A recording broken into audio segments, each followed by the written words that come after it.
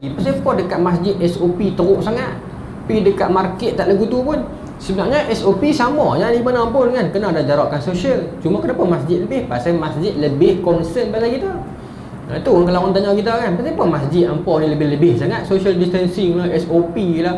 Hampa pergi market tu tak ada apa pun. Maknanya orang market tak jaga lagu mana orang masjid jaga kita. Ya, kita jawab lagu tu lah. Ya. Kita tu dia pergi mall tak ada teruk sebab pergi masjid lah. Orang mall tu dia tak peduli kesihatan kita, dia peduli duit kita. Tapi orang masjid pasal apa dia jaga teruk sangat? Pasal dia peduli kesihatan kita. Kita lagu tu lah nak sangka baik. Nah, no? Pandemik ataupun wabak-wabak yang pernah berlaku dalam dunia ini, kalau kita baca dalam sejarah versi barat disebut sebagai The Black Death, kematian hitam.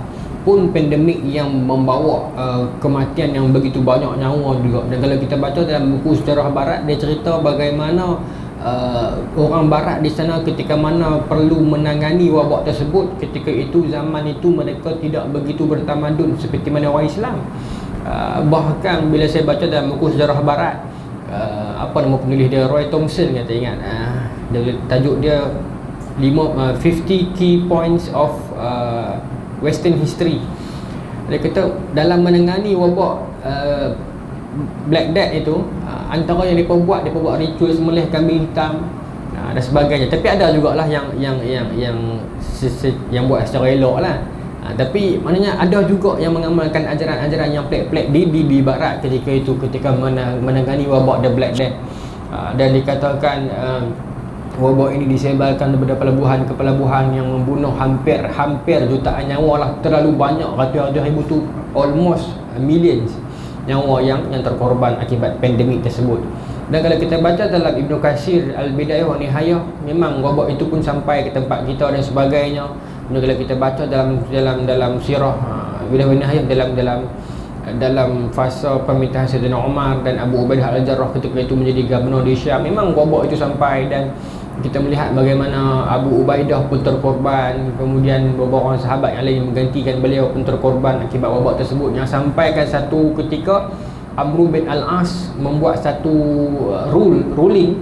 Dia beritahu satu kata-kata dia yang menarik. Dia kata wabak yang datang ke negeri kita ini, ke tanah ini, umpama api, dia kata. Ini disebut ayat dia, dirakamkan dalam Bidayah wa Nihayah, sampai hari ini kita boleh baca. Kata Amr bin Al-As, dia Abu Ubaidah Al-Jarrah, kemudian seorang sahabat yang menggantikan, saya tak ingat nama sahabat ni, terkenal tapi takut nak sebut, takut silap. Selepas tu Amr bin Al-As menggantikan jawatan gubernur tu, dia kata wabak yang datang kepada kita ni umpama api. So selagi ada kontak, dia akan terus sambung. Macam api, kalau kita tak otak dia sambung. Jadi dengan satu-satunya cara untuk mematikan api ni, kita kena berenjak, jangan duduk rapat-rapat, jangan ada kontak. Maka dia mengarahkan orang Islam yang ketika itu di Syam untuk duduk di tengah-tengah padang pasir, duduk di kemah-kemah, naik di bukit-bukit dan gunung dan bukit bukau dan sebagainya yang jauh bergerak pada orang, bagi ada penjarakan sosial. Maka alhamdulillah wabak tersebut Islam dulu yang berjaya menanganinya dengan menggunakan pakai kaedah social distancing. Sebab satu analogi yang baik yang dibuat oleh Amr bin Al-As, dia kata wabak tu macam api. Selagi ada kontak, selagi tu api tu akan pi. Sekarang ni kita nak putuskan wabak tu, bagi jangan ada kontak sama-sama kita. Buat sementara waktu, pi duduk tempat lain duduk berjarak, sampailah wabak itu akhirnya berjaya diputuskan. Kalau kita baca dalam Bidayah wa Nihayah, tuan-tuan sedih kisah tersebut, bagaimana dia sebut sebagai tahun-tahun wabak kan. Amun Amawas, tahun-tahun wabak Amwas itu, bagaimana sampai tahap kuliah pengajian, kuliah maghrib tak dan buat. Ni sebelum Amr bin Al-As lah, tak dan buat sebab sibuknya orang untuk sembahyang mayat. Terlalu banyak mayat sampai tak sempat orang kalut nak pergi sembahyang mayat, nak sediakan mayat.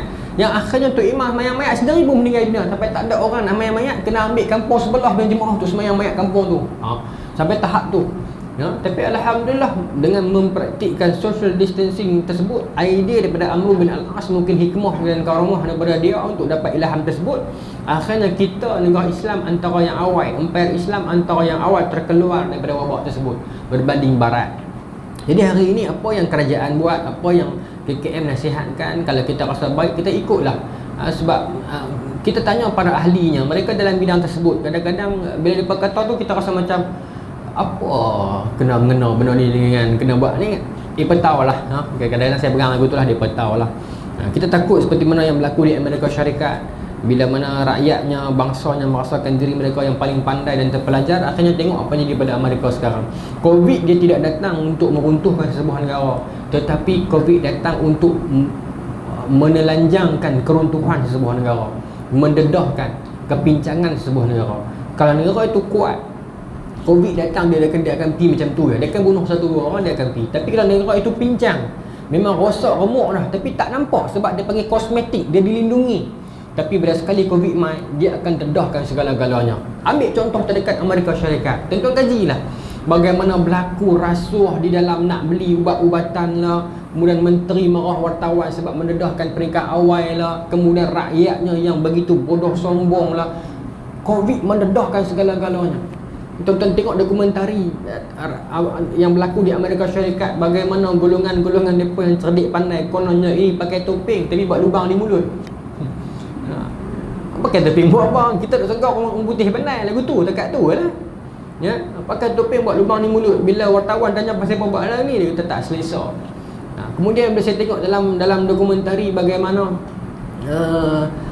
orang yang peringkat awal, movement yang human right, yang halang tak mau bagi pakai topeng semua ni kan, yang suruh keluar juga tu, bila dihadap ke mahkamah, satu orang perempuan ni, dia boleh kata dekat hakim dengan semua hak depan tu, dia kata apa?